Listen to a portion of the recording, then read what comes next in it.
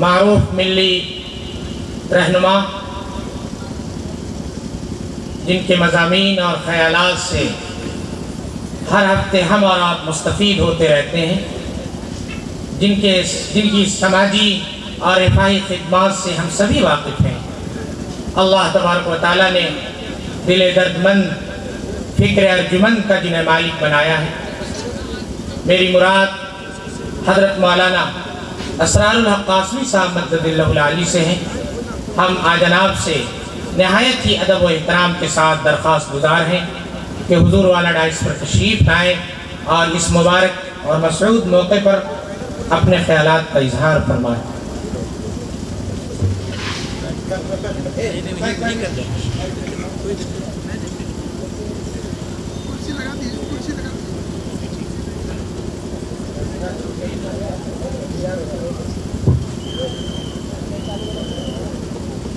بسم اللہ الرحمن الرحیم،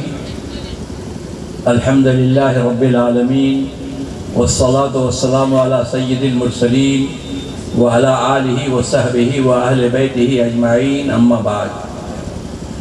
فاعوذ باللہ من الشیطان الرجیم، بسم اللہ الرحمن الرحیم۔ یا ایہا الرسول بلغ ما انزل الیک من ربک فإن لم تفعل فما بلغت رسالته واللہ یعصمک من الناس،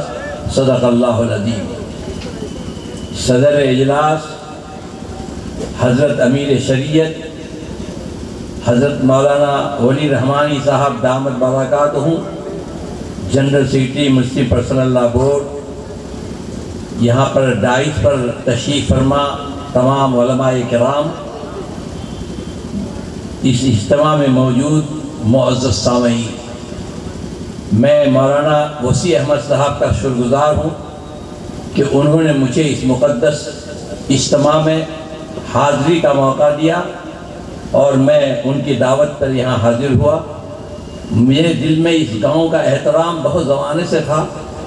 اور آج اتفاق یہ ہے کہ قرآن کے حوالے سے جو اجتماع ہو رہا ہے، اسی اجتماع کے موقع پر پہلی بار اس گاؤں میں میری حاضری ہوئی۔ بچپن سے ہم لوگ اس بات سے واقف تھے کہ ایک ایسا گاؤں ہے کہ جس گاؤں کے ہر گھر میں حافظ قرآن ہے۔ آپ کا یہ مقام ایک ایسا مقام ہے کہ جس کو اللہ تعالیٰ کے یہاں بڑا شرف حاصل ہے۔ اس لحاظ سے مجھے خوشی ہے کہ مسابقۃ القرآن کے حوالے سے اجلاس ہو رہا ہے، اور اس گاؤں میں میں آج حاضر ہوا ہوں جہاں پر قرآن کی تعلیم عام ہے۔ میرے بھائیوں، مجھے اس موقع پر ایک خاص بات کی طرف آپ کو توجہ دلانی ہے، وہ یہ کہنا ہے کہ دراصل اس پورے کائنات کے اندر، اس روئے زمین پر اگر کوئی زندہ امت ہے تو آپ ہیں، اس لیے کہ آپ کے پاس زندہ دین ہے، زندہ شریعت ہے، زندہ کتاب ہے۔ یہ زندہ کتاب، یہ قرآن حکیم ہے۔ یہ قرآن حکیم اللہ تعالیٰ کا پیغام انسانیت کے نام ہے۔ اللہ تعالیٰ نے پوری دنیا انسانیت کی فلاح اور صلاح اور بہبود کے لیے اس قرآن پاک کو نبی کریم صلی اللہ علیہ وسلم پر نازل فرمایا۔ یہ قرآن ایمان کا پیغام دیتا ہے، یہ قرآن یقین کا پیغام دیتا ہے، یہ قرآن عدل کا پیغام دیتا ہے، یہ قرآن انصاف کا پیغام دیتا ہے، یہ قرآن حقوق کی ادائیگی کا پیغام دیتا ہے، یہ قرآن دنیا کے تمام انسانوں کے ساتھ برادرانہ سلوک کرنے کا پیغام دیتا ہے۔ اس قرآن حکیم کے سلسلے میں نبی کریم صلی اللہ تعالیٰ علیہ وسلم کو اللہ تعالیٰ نے خود فرمایا کہ آپ کی یہ ذمہ داری ہے کہ اس قرآن کریم کو آپ پوری دنیا انسانیت کے اندر پہنچائیے۔ نبی کریم صلی اللہ تعالیٰ علیہ وسلم نے اس کو پوری زندگی آپ نے اس قرآن کریم کو پہنچایا۔ بڑے مشکل مرحلے بھی آئے، بڑی مشکلات بھی سامنے آئیں، لیکن کسی مرحلے پر بھی آپ کے قدم نہیں رکے۔ کئی ایسے مرحلے آئے کہ جب اس پیغام کو عام کرنے سے روکنے کی بڑی کوششیں ہوئی۔ ایک مقام ایسا بھی آیا کہ جب وہاں کے تمام سرداروں نے مل کر کے حضرت ابو طالب سے کہا کہ اپنے بھتیجے سے کہہ دو کہ اس پیغام کو پہنچانے کا سلسلہ بند کرے، اگر اس کو وہ پہنچانے کا سلسلہ بند نہیں کرتے ہیں تو ہم سب کے سب پورے قبیلے کے لوگ مل کر کے ان پر حملہ کر دیں گے۔ اور آپ سمجھتے ہیں کہ جب سب کے سب لوگ حملہ کر دیں گے تو اور ان کا اگر قتل بھی ہو جائے گا تو آپ دیت بھی کسی سے نہیں لے سکتے۔ نبی کریم صلی اللہ علیہ وسلم تک جب حضرت ابو طالب نے یہ بات پہنچائی تو آپ کا چہرہ سرخ ہو گیا، اور آپ نے یہ فرمایا کہ اگر آپ کو کوئی خوف ہے تو آپ مجھے چھوڑ دیجئے، میں اس کو اور مجھ کو خدا کے حوالے کر دیجئے، میں اس پیغام کو کوئی بھی مشکل سے مشکل مرحلہ آئے گا اس پیغام کو پہنچانے میں کسی طرح کی کوئی کمی نہیں کروں گا۔ اللہ تعالیٰ نے اسی بات کو کہا تھا کہ یا ایھا الرسول بلغ ما انزل الیک من ربک، آپ اس پیغام کو دنیا کے تمام انسانوں تک پہنچا دیجئے۔ فَإِن لَمْ تَفْعَلْ فَمَا بَلَّغْتَ رِسَالَتَهُ، اگر اس میں کوئی کمی ہوئی تو یہ طے کر دیا جائے گا کہ آپ نے منصب رسالت کی جو ذمہ داری ہے وہ ذمہ داری آپ نے پوری نہیں کی۔ منصب رسالت کی ذمہ داری میں هو الذی بعث فی الأمیین رسولا منہم یتلو علیہم آیاتی ویزکیہم ویعلمہم الکتاب والحکمہ۔ منصب نبوت کی ذمہ داریوں میں 3 ذمہ داریوں کا قرآن نے تذکرہ کیا ہے، جس میں سے پہلی ذمہ داری یتلو علیہم آیاتی، اس قرآن کریم کو بیان کرنا، سنانا، اس کے مفہوم اور مطلب کو بیان کرنا، دنیا کے تمام انسانیت تک اس پیغام کو پہنچانا۔ نبی کریم صلی اللہ علیہ وسلم نے اپنے پوری حیات مبارکہ میں اس قرآن کریم کو پہنچایا، اور آخر میں جب آپ اپنی وفات سے 2 ماہ پہلے حج کے لیے گئے، حجۃ الوداع جہاں پر 1,25,000 کے قریب صحابہ کرام آپ کے ساتھ موجود تھے، عرفات کے میدان میں اپنی تقریر کرتے ہوئے آپ نے یہ فرمایا کہ لوگوں یہ بتاؤ کہ جو ذمہ داری اللہ تعالیٰ نے مجھ کو دی گئی تھی وہ ذمہ داری میں نے پوری کی یا نہیں پوری کی؟ لوگوں نے کہا کہ آپ نے پوری ذمہ داری پوری کی اور آپ نے ایک ایک آیت کو تمام دنیا کے انسانوں تک پہنچایا۔ تو نبی کریم صلی اللہ علیہ وسلم نے ہاتھ اٹھا کر کہا کہ اللہ گواہ رہنا، جو ذمہ داری مجھ کو دی گئی تھی وہ ذمہ داری میں نے پوری کی ہے۔ نبی کریم صلی اللہ تعالیٰ علیہ وسلم کے بعد اب یہ ذمہ داری اس امت کی آ گئی، چونکہ نبی کریم صلی اللہ علیہ وسلم کے بعد اب کوئی نبی آنے والے نہیں تھے، اب یہ ذمہ داری اس امت کی آ گئی کہ قرآن کریم کو پہنچانا۔ یہ ذمہ داری آج کے دور میں بہت بڑی ذمہ داری ہے۔ 720 کروڑ کے قریب انسان اس وقت پوری دنیا میں موجود ہیں، جس میں سے 150 کروڑ انسان ایسے ہیں کہ جو ایمان سے مشرف ہیں، بقیہ اور تمام وہ لوگ ہیں جو ایمان سے محروم ہیں۔ آج اس امت کی یہ ذمہ داری ہے کہ نبی کریم صلی اللہ علیہ وسلم نے قرآن کے پیغام کو جس طرح پوری دنیا انسانیت کو پہنچایا، آج یہ امت اٹھے، یہ امت تیار ہو، یہ امت ہر طرح سے قرآن کریم کی تعلیم سے لیس ہو کر اللہ تعالیٰ کے اس پیغام کو جو 4.5 کروڑ انسان ہم ایمان سے محروم ہیں ان تک اس پیغام کو پہنچانے کا ارادہ کرے، اس کو پہنچانے کی کوشش کرے۔ یہ ایک بہت ذمہ داری اس امت پر ہے، اس امت کی ہر فرد پر ہے۔ نبی کریم صلی اللہ علیہ وسلم نے اسی لیے جو ہی آپ مدینہ منورہ تشریف لے گئے، مدینہ منورہ ہجرت کے بعد آپ نے مسجد نبوی قائم کی، اور مسجد نبوی کے اندر آپ نے 2 حلقہ قائم کیا، ایک حلقہ علم کا قائم کیا، ایک حلقہ ذکر کا قائم کیا۔ علم کا حلقہ قائم کر کے اس کے ذریعے سے آپ نے قرآن کریم کی تعلیم کو عام کیا۔ تاریخ یہ بات بتاتی ہے کہ نبی کریم صلی اللہ علیہ وسلم کے بعد پوری دنیا میں جہاں جہاں بھی مسلمان آباد ہوئے، ہر جگہ مسلمانوں نے تقریباً 500 سال تک یہ سلسلہ رہا کہ جو بھی مسلمانوں کی بستی تھی، مسلمان اپنی بستی اس طرح بتاتے تھے کہ پہلے وہ اس میں مسجد بناتے تھے، اور مسجد بنانے کے بعد پھر اس کے بعد اس کے اندر وہ مکتب قائم کرتے تھے۔ نبی کریم صلی اللہ علیہ وسلم نے یہی طریقہ دیا تھا کہ جہاں تمہاری آبادی ہو پہلے مسجد بناؤ، اور پھر اس کے بعد وہاں پر تم مدرسہ مکتب قائم کرو، اور مکتب قائم کر کے اس قرآن کریم کی تعلیم کو عام کرنے کی کوشش کرو۔ اور تیسری بات یہ ہے کہ یہ دونوں کام تو اجتماعی طور پر ہوگا، مسجد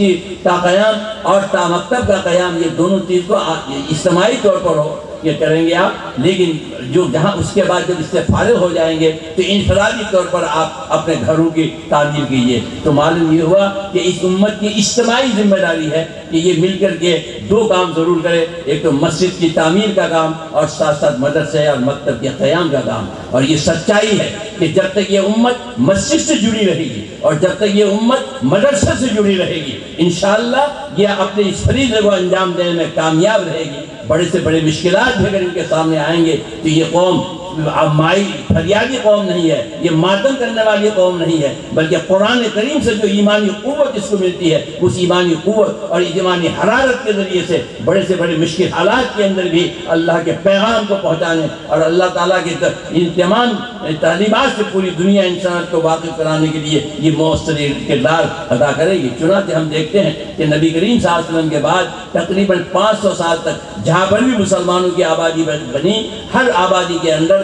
وہاں پر مسجد بنی اور پھر اس کے بعد مکتب کا قیام آیا۔ خود ہمارے اس ہندوستان کے اندر سن 40 ہجری میں کیرالا میں سب سے پہلی مسجد بنی، اور پھر اس کے بعد وہاں اس سے یہ مکتب کے قیام کا سلسلہ شروع ہوا، پہلے کیرالا میں، پھر اس کے بعد کارو منڈل کے علاقے میں آیا، پھر سمندری راستے سے ادھر بنگال کی طرف، اڑیسہ، بہار، یو پی ہوتے ہوئے کراچی کے ویل کے علاقے تک 490 سال کے اندر پورے علاقے کے اندر یہ مکاتب کا قیام ہوا، اور ان تمام مکاتب کے اندر قرآن کریم کو تعلیم کا انتظام کیا گیا۔ یہی وجہ تھی کہ اس زمانے میں کوئی ایسا مسلمان کا گھر نہیں تھا کہ جس گھر کے اندر قرآن کے پڑھنے والے مرد اور عورت نہ ہو۔ ایک واقعہ اس زمانے کا میں نے پڑھا، لکھا ہے کہ مردوں نے لکھا کہ ہم جب فجر کی نماز پڑھ کے آتے تھے تو ہمارے ہر گھر سے شہد مکھی کی جیسی آواز آتی تھی۔ شہد مکھی کی آواز کا مطلب یہ بتایا گیا کہ جب ہم تو مرد جاتے تھے مسجد میں نماز پڑھنے کے لیے، اور ہماری خواتین گھروں میں نماز کے بعد سب کے سب قرآن کی تلاوت پہ بیٹھ جاتی ہے، تو وہ دور ایسا تھا کہ ہر گھر سے صبح کو فجر کی نماز کے بعد وہ خواتین کی قرآن کی تلاوت کی آواز آتی تھی۔ یہ بات ضروری ہے کہ ہم آج اس دور میں بھی اس قرآن پاک کی تعلیم کا اس طرح سے ہم انتظام کریں۔ اس طرح سے نبی کریم صلی اللہ علیہ وسلم کے بعد کچھ پورے ہندوستان کے اندر یہ سلسلہ رہا، اور 500 سال تک پورے ہندوستان میں، 490 سال تک پورے ہندوستان میں یہ قرآن پاک کی تعلیم کا انتظام کیا گیا۔ میں اس بات کو کہہ رہا ہوں کہ مسلمانوں کو چاہیے کہ آج بھی یہ قرآن کریم کی تعلیم پر پوری توجہ کرے۔ ایک وقت آتا ہے، حضرت اورنگزیب رحمۃ اللہ علیہ کا انتقال 1707 کے اندر یا 1706 کے اندر ہوا، اور اس وقت اس کے بعد ایک فتنہ کھڑا ہوا کہ مسلمانوں کو قرآن سے دور کرنے کے لیے ایک فتنہ یہ برپا کیا گیا کہ قرآن کریم صرف علماء ہی پڑھ سکتے ہیں، علماء کے علاوہ کوئی دوسرا نہیں پڑھ سکتے، علماء کے علاوہ دوسرا اس کو نہیں پڑھ سکتے۔ مقصد اس کا سازش کا یہ تھا کہ تاکہ عوام قرآن پاک سے دور ہو جائیں۔ لیکن حضرت شاہ ولی اللہ کے انتقال کے بعد 1707 کے اندر حضرت شاہ ولی اللہ رحمۃ اللہ علیہ اس سے پہلی 1703 کے اندر پیدا ہو گئے تھے، اور سن 1731 تک وہ تعلیم والی سب چیز مکمل کر کے کاموں میں دین کے اشاعت، دفاع دین اور اشاعت دین کی خدمت پہ لگ گئے تھے۔ انہوں نے جب اس کو فتنے کو محسوس کیا تو انہوں نے پہلی بار انہوں نے قرآن پاک کا ترجمہ پرشین زبان میں، فارسی زبان میں کیا، تاکہ پرشین زبان چونکہ اس زمانے میں ہندوستان کے تمام قوم کی زبان تھی، سبھی لوگ سرکاری زبان تھی، اس لیے سرکاری زبان ہونے کی حیثیت سے سبھی لوگ اس زبان کو جانتے تھے، پڑھتے تھے، لکھتے تھے اس میں۔ تو حضرت شاہ ولی اللہ رحمۃ اللہ علیہ نے فتح الرحمان کے نام سے سب سے پہلے قرآن کریم کا فارسی ترجمہ ہندوستان میں کیا۔ مجھے اس سلسلے سے مجھے ایک بات یاد آتی ہے، اور میں ضرور کہوں گا کہ حضرت شاہ ولی اللہ رحمۃ اللہ علیہ بڑے مقبول ترین شخصیت تھی۔ جب اپنے گھر سے وہ مدرسے کے لیے تشریف لاتے تھے تو مرد کیا عورتیں سب لوگ پھول چن کر رکھتے تھے، اور جب شاہ صاحب گزرتے تھے تو لوگ اوپر سے پھول برساتے تھے۔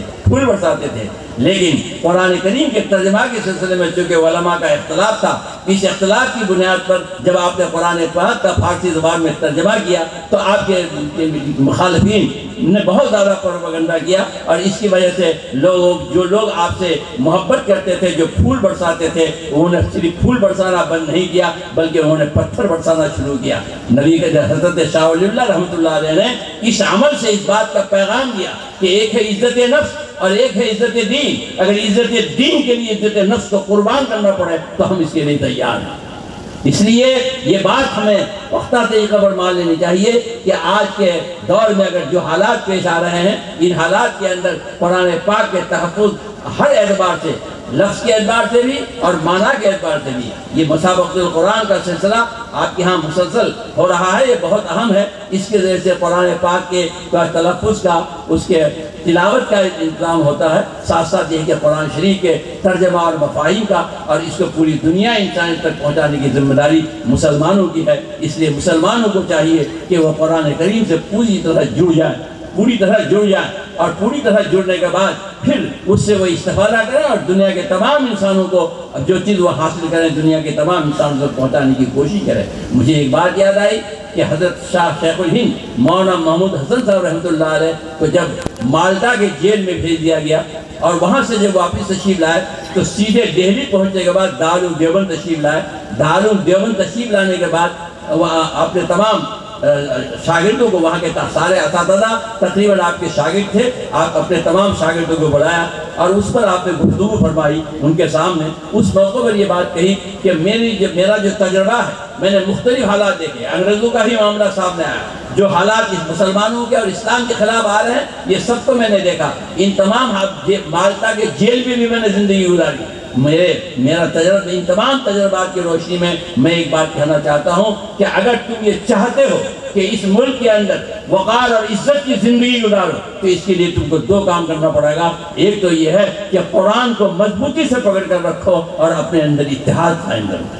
اگر آپ اپنے اندر اتحاد قائم کرتے ہیں اور قرآن پاک کو مضبوطی سے پکڑ کر رہتے ہیں تو انشاءاللہ آپ ان تمام حالات کا مقابلہ کریں گے۔ ہم حالات سے کبھی بھی مایوس نہیں ہوتے ہیں، حالات سے کبھی بھی مایوس نہیں ہوتے ہیں۔ اگر آج یہ وہ مدرسے جن مدرسوں نے آزادی کا چراغ روشن کیا، اگر مجھ سے پوچھے تو میں اپنے طور پر یہ بات کہہ سکتا ہوں کہ اگر ہندوستان میں مدارس نہیں ہوتے تو یہ ملک آزاد نہیں ہوتا۔ اس ملک کو آزاد کرنے میں سب سے بڑا کردار مدارس کا۔ آج مدارس کے سلسلے میں جو مخالفتیں ہو رہی ہیں اور جو اس طرح سے حالات پیدا کیے جا رہے ہیں، اس پہ گھبرانے کی ضرورت نہیں۔ شرط یہ ہے کہ ہم مدرسے سے جڑیں اور قرآن پاک کی تعلیم ہمارے پاس آئے۔ ایک بات آپ یاد رکھیے، باہر کی کوئی قوت کبھی آپ کو تباہ نہیں کر سکتی۔ جب بھی ہم برباد ہوں گے تو اپنے اندر کی کمزوری سے برباد ہوں گے۔ اس لیے ہم کو اپنے اندر کی کمزوری کو دور کرنے کے لیے پوری کوشش کرنی چاہیے۔ ہم کو اپنے اندر قرآن پاک کے حوالے سے اپنے آپ کو ہم کو بڑھانے کی کوشش کرنی چاہیے۔ تمام کام میں ہم کو قرآن کی روشنی میں کام کرنا چاہیے۔ قرآن کے حوالے سے مختلف چیزیں تو آتی رہیں گی، مختلف حالات آتے رہیں گے، لیکن آج 150 سال سے الحمدللہ تمام حالات کے باوجود یہ قرآن کے حوالے سے ہم آگے بڑھ رہے ہیں اور زندہ ہیں، اور انشاءاللہ آئندہ بھی ہم زندہ رہیں گے۔ اس لیے آج میں آپ سے دستبستہ یہ عرض کرنا چاہتا ہوں کہ آج آپ یہ عہد کریں کہ ہمارا کوئی بچہ اور بچی ایسی نہیں رہ جائے کہ جو قرآن سے محروم ہو۔ آج صورتحال ہمارے ملک میں اچھی نہیں ہے۔ آج یہاں 432 گاؤں میں 4,32,000 گاؤں میں تقریباً مسلمانوں کی آبادی ہے، لیکن اس وقت صرف 280 گاؤں میں قرآن کریم کی تعلیم کا انتظام ہے۔ بقیہ گاؤں ایسے ہیں کہ جہاں پر ابھی تک قرآن پاک کی تعلیم کا انتظام نہیں ہوا ہے۔ ہمارے بچوں میں سے 100 میں سے 4 بچے ہیں کہ جو قرآن کریم پڑھ رہے ہیں۔ ہمارے 100 میں سے 52 بچے جو اسکولوں میں پڑھ رہے ہیں، وہ ان کے ایمان و عقیدے کی حفاظت کا ہمارے پاس کوئی نظم نہیں ہے۔ آپ محسوس کریے کہ آج کے حالات میں جس طرح قرآن کی مخالفت کی جا رہی ہے، اسلام کی مخالفت کی جا رہی ہے، اگر ہماری حالت یہ رہی کہ 100 میں سے 52 بچے ہمارے ایسے ہیں کہ جن کے ایمان و عقیدے کا تحفظ ہم نے نہیں، اس کا کوئی انتظام ہم نے نہیں کیا، ان کو ہم نے قرآن نہیں پڑھایا، تو صرف یہ 4% بچوں کو پڑھا کر کے آپ اگر یہ امید کرتے ہیں کہ کل اگر کوئی لہر آئے گی، کوئی چیلنج آئے گا تو اس چیلنج کا ہم مقابلہ کر لیں گے، ہمارے لیے بڑی مشکل ہوگی۔ اس لیے میرے بھائیوں اور میرے دوستوں، میں آپ سے بہت ہی درد مندی کے ساتھ اس بات کی اپیل کرتا ہوں کہ آج آپ یہ عہد کریں کہ کوئی ہمارا لڑکا یا لڑکی ایسی نہیں رہے گی کہ جس کو ہم قرآن کریم کی تعلیم نہ دیں۔ یہ بچے جو اسکولوں میں پڑھتے ہیں، ان کے لیے باقاعدہ ہم کو تعلیم کا انتظام کرنا چاہیے، اپنی مسجدوں میں اتوار کا کلاس لگانا چاہیے، ان کے لیے ان کی بڑی چھٹیاں ہوتی ہیں، ان تمام چھٹیوں میں کیمپ لگانا چاہیے۔ کم از کم 5 چیزیں تو ان کو ہر مسلمان لڑکا اور لڑکی کو ہمیں بتا دینا چاہیے۔ ایک تو توحید، ایک رسالت، ایک آخرت، ایک معاشرت اور ایک حلال و حرام۔ یہ 5 چیزیں ایسی ہیں کہ ان تمام 5 چیزوں سے ہر مسلمان لڑکا اور لڑکی کو واقف ہونا چاہیے۔ اس کے لیے آپ انتظام کریے، مکاتب کا انتظام کریے اور چھٹیوں میں کیمپ لگوائیے اور اس کے ذریعے سے اپنے بچوں کو قرآن پاک کی تعلیم دیجیے۔ آپ اگر پختہ کر کے بھیجیں گے اور ابتدائی طور پر اسلامی ذہن بنا کر بھیجیں گے تو وہ جس اسکول میں جائے گا، جہاں کا جو بھی ماحول ہوگا، اس ماحول سے وہ انشاءاللہ متاثر نہیں ہوگا۔ لیکن اگر آپ اس کے دل کو ویران کر کے آپ بھیجیں گے اور وہاں پہنچ کر کے وہاں کی تہذیب اور وہاں کی چیزیں اس کے سامنے آئیں گی تو وہ بدل سکتا ہے، وہ خراب ہو سکتا ہے۔ اس لیے بڑی فکر کی ضرورت ہے، خاص طور پر آج کے ماحول کے اندر، کہ ہم اپنی اولاد، نئے نسل کی، اپنے بچوں کی، ان کی تربیت پر، ان کی تعلیم پر ہم پوری طرح توجہ دیں۔ یہ بہت ہمارے لیے ایک لمحہ فکریہ ہے کہ آج ہمارے بچے اور بچیاں دین کے معاملے میں بہت پیچھے جا رہے ہیں۔ یہ نئی نسل اگر ہماری برباد ہو گئی اور اگر ہم نے اس کو دین سے واقف نہیں کرایا تو آپ ذرا مجھے سوچئے، آپ زندگی بھر دین کی خدمت کرتے رہے، آپ زندگی بھر خدمت کرتے رہے، جب آپ کا موت کا وقت قریب آئے گا تو آپ کبھی کبھی محسوس کریں گے نا کہ میں تو اب جا رہا ہوں، تو جو دین کی امانت کا بوجھ میں نے اٹھایا آپ کے سر پر یا آپ کے کندھے پر، آج میں جا رہا ہوں کہ میرے بعد اس بوجھ کو کون اٹھائے گا، اس کے اٹھانے والا کون ہوگا، اس کو لے کے کون آگے بڑھے گا۔ اس لیے آپ کو یہ طے کر لینا چاہیے کہ اپنی موت سے پہلے اپنے